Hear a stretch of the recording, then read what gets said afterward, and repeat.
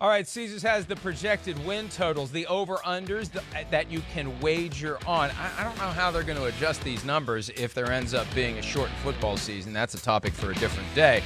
But based upon a 16-game season, there they are, the Chiefs and the Ravens, top of the stack with 12. That's the over-under. The stunner, though, Peter, for the first time in 17 years, the New England Patriots are below 9. There they are in a cluster of teams with 8.5. Who would have dreamed we'd see the Patriots and the Browns with the same over-under? The Patriots and the Bears with the same over-under. Are you kidding me? And how in the hell are the Packers only at 8.5? My goodness. I tell you what, I'd run, not walk to the window to bet the Packers over 8.5. There's the rest of them. All the way down to Washington and the Jaguars at 4.5. Cincinnati actually gets to 5. Peter, anything jump out at you when you see those numbers? The Packers 8.5.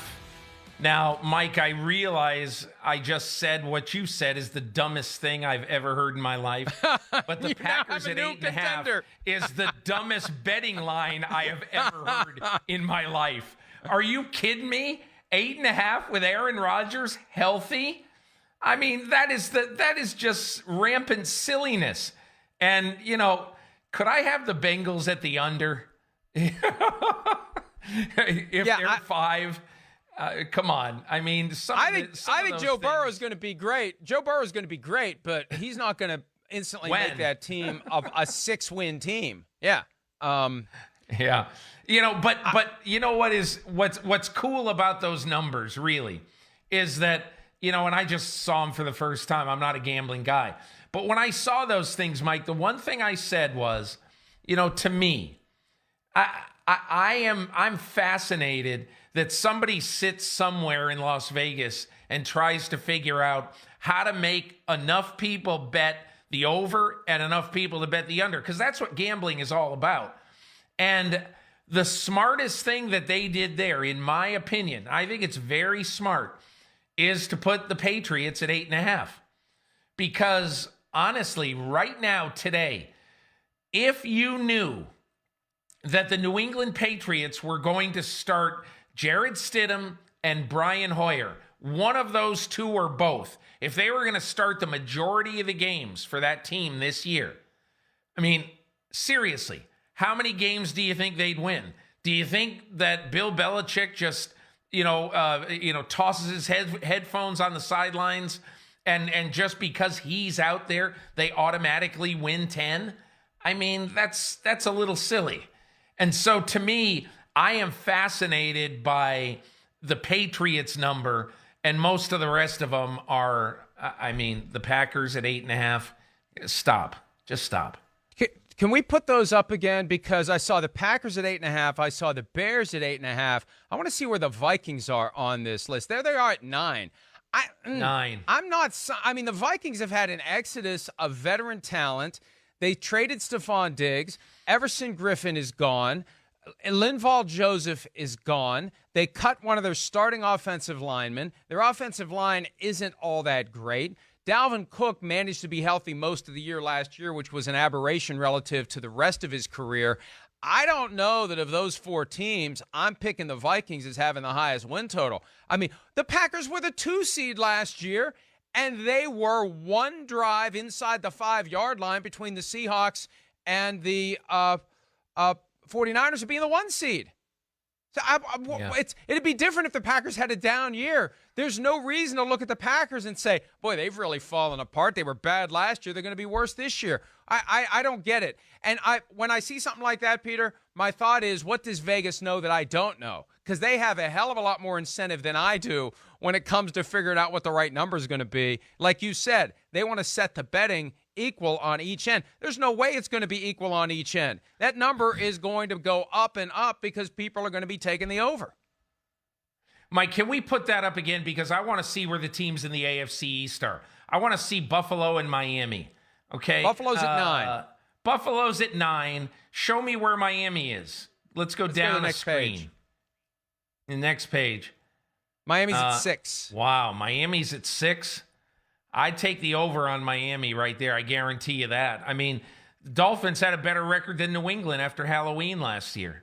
And I don't know. Jets are higher. Hey, the Jets are higher at 6.5. How about that? That's not accurate. I don't. Somebody, I don't know. It's a little bit silly, but look, I think we've all seen. I'll never forget this, Mike. Last year, I don't know. I've done this 2 or 3 years in a row. As one of the last columns I write before I go on vacation, I rank the NFL teams from 1 to 32. And the easiest thing, of course, any year is to say, hey, let's look at the standings of last year and project them and have all those teams up at the top. Well, stupid me, I had San Francisco at number 7. And I would wager that I've never gotten more mail or email or whatever saying, you are a nincompoop putting the 49ers at 7. And all those people were right. I put them way too low. And my point is that in the offseason, we can look at things like that and say, man, that's idiotic. Like, I came out with something this week. I'm writing it for Monday in my column.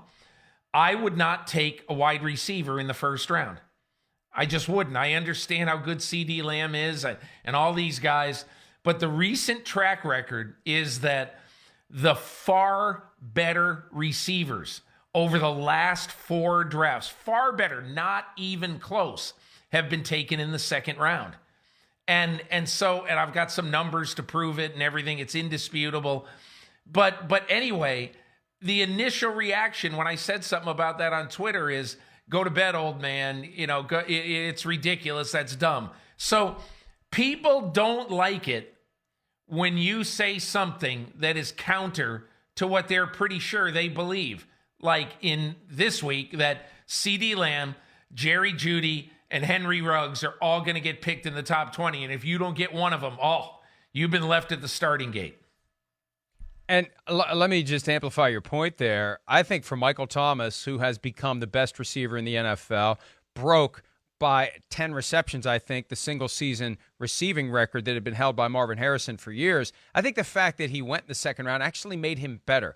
I feel like it's a combination of not carrying around that first-round tag, not having that ego boost that comes from being a first-rounder, and also having a chip on your shoulder because you weren't a first-rounder. I agree with you. I want a guy who's pissed off that he lasted on the board, especially in a year like this. Eric DeCosta, the Ravens GM, said last week that you can find a starting receiver in round 5. That's how many they are. So I agree with you on that. Yeah. It's nice that we agree on something after our knockdown drag out. But Mike, I want to make another reason one not more to trade point for Odell about Beckham Jr. I want to make one more point about this because it's something that I really believe in strongly. Okay, to me, and I know we're far afield from your original topic, but I believe in what I call trait receivers. Okay, like Michael Thomas, he ran a 4.55 at the combine, and everybody said, forget Michael Thomas. We don't want this guy. He's too slow. He's a linebacker. Well, they didn't watch him win 70% of the 50-50 balls. They didn't watch how competitive he was and how he's going to play just like Jerry Rice for the rest of his life with a chip on his shoulder. And that is what Sean Payton saw. That is what Mickey Loomis saw. The New Orleans Saints saw things that other people didn't. And they knew, because of the way their offense worked, an intermediate passing offense with Drew Brees, if you're really competitive for the ball and if you're great after the catch, those are Michael Thomas's 2 best traits that you're going to fit in just fine here. And what he's done, I'm sure it surprises all of us. But the Saints knew that he was going to succeed. Deebo Samuel, trait receiver for the San Francisco 49ers. Mecole Hardman for Kansas City. They can do a few things that you really value in Kyle Shanahan's offense in San Francisco and in Andy Reid's offense in Kansas City. Hi, I'm Mike Tirico, and thanks for watching. Make sure to hit subscribe for the latest news and highlights from NBC Sports.